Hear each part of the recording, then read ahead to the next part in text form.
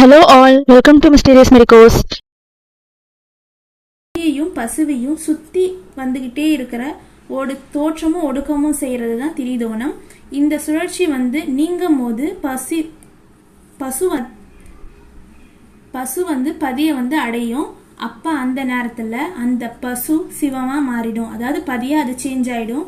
அடுத்தது சித்தாந்தம் அப்படிங்கிற எந்த தியரி சித்தாந்தம் அப்படின்னு சொல்றாங்க அப்படின்னா, முதல்ல 3 நித்திய துணுக்குகளாக இருக்குல்ல, அது 3க்கு அப்புறம் வேற எதுவுமே இல்லை அப்படிங்கிற தியரியை தான் சித்தாந்தம் அப்படின்னு சொல்றாங்க. இந்த சித்தாந்த தியரியை கண்டுபிடிச்ச உபதேசிச்ச சித்தர் யாரு அப்படின்னா சிவபெருமான். இப்ப உண்மை நிலை என்ன அப்படின்னு பார்த்தோம்னா, சிவபெருமானை பண்டைய காலத்துல குருவா ப்ரே பண்ணியிருக்காங்க. அதுக்கப்புறம் அவரை கடவுளா அனுசரித்து ப்ரே பண்ணியிருக்காங்க. அதுக்கப்புறம் சயின்டிஃபிக் படியாக இந்த சித்தாந்தத்தை என்னவா பார்த்துருக்காங்க அப்படின்னா, வேதிக மனப்பான்மையோடையும் சமண கொள்கையோடையும் மாறிடுச்சு. இதுதான் இதோட உண்மை நிலை. அடுத்தது மத்திமம் அப்படின்னா என்ன அப்படின்னா, ஒரு ஸ்பைடர் இருக்கு இல்லையா, அதோட அந்த நெட்டு ஃபுல்லாகவுமே அதோட சைவ வலை ஃபார்ம் ஆகிருக்கும். ஸோ அந்த வலை தான் அதுக்கு ஃபுட்டையும் கொடுக்கும், அதுக்கு தங்குற இடமாவும் இருக்கும்.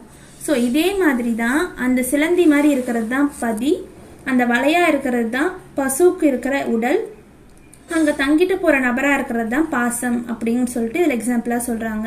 நெக்ஸ்ட் இதுல மெய்கள் எத்தனை அப்படின்னு பார்த்தோன்னா 4,48,500 மெய்கள் இருக்கு. இதை அடக்கணும், இதை கொஞ்சம் ஷார்ட் பண்ணி சொன்னோம் அப்படின்னா 91 மெய்கள், அதாவது 91 மெய்கள் இருக்கு. இதை அடக்கி சின்னதா பண்ணி சொன்னோம்னா 25 மெய்கள் இருக்கு அப்படின்னு சொல்றாங்க. ஆனா சைவர்கள் என்ன சொல்றாங்க அப்படின்னா, இத 36 மெய்கள் அப்படின்னு சொல்றாங்க. இப்ப அணுவை ஒரு அணுங்கிற ஒரு சொல் ப்ராப்பரா ஒரு சொல். ஆனா இதை விட ப்ராப்பரா அணுவை எப்படி டிஃபைன் பண்ணலாம் அப்படின்னா, குறிப்பாவும் துல்லியமா திருத்தமா எப்படி டிஃபைன் பண்ணலாம் அப்படின்னா, துணுக்குகள் அல்லது கதிர்கள் அப்படிங்கிற வேர்ட் இதுக்கு சூட்டபிளா இருக்கும். இதுல 3 விதமான அணுக்கள் இருக்கு. சாதாரண அணுக்கள், நிலையான அணுக்கள், அதுக்கப்புறம் நிலையில்லா அணு அப்படிங்கிற 3 அணு இருக்கு.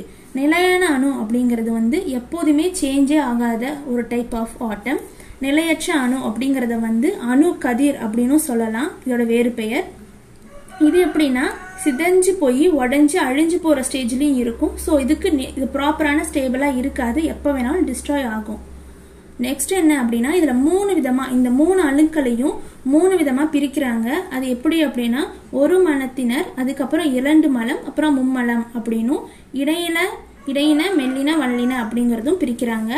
நெக்ஸ்ட் இது சாதாரண அணு எப்படி இருக்கும் அப்படின்னா, இடையின மெய் வச்சியும் அது கூட ஒரு மலமும் சேர்ந்து இருந்தது அப்படின்னா இத சாதாரண அணு அப்படின்னு சொல்லுவாங்க. இப்ப நிலையான அணு அப்படின்னா மெல்லின மெய் எழுத்துக்கள் மெய் மொழிகளையும், அடுத்தது மெல்லின ஒளியை ஒழிக்கிற மாதிரியும் இரு மலத்தை ஒத்தியும் இருக்கிறத தான் நிலையான அணுக்கள் அப்படின்னு சொல்றோம். நிலையில்லா அணு அப்படின்னா வல்லின மெய் மொழியும் அப்புறம் நில்லாமலும் ரொம்ப செருப்பு உடையமையாவும் 3 மலங்களை கொண்டு இருந்ததா அதை நிலையில்லா அணு அப்படின்னு சொல்றோம். வீடியோ முடிஞ்சிருச்சு. ஓவராலா பதி பசு பாசங்கிற இந்த டாபிக் வீடியோ ஓவராலா ஃபினிஷ் பண்ணிட்டோம். இந்த பாசம் கொஞ்சம் பெரிய டாபிக்கா இருக்கிறதால தான் பார்ட் 1 பார்ட் 2ன்னு சொல்லிட்டு வீடியோ போட்டோம். இதுக்கு ஷார்ட் வீடியோ ஷார்ட் வியூ மாதிரிங்கிற வீடியோ அடுத்தது நாங்கள் அப்லோட் பண்றோம். உங்களுக்கு எது ஈஸியா இருக்கோ அதை நீங்க கம்பேர் பண்ணி படிச்சுக்கோங்க. Thank you for watching.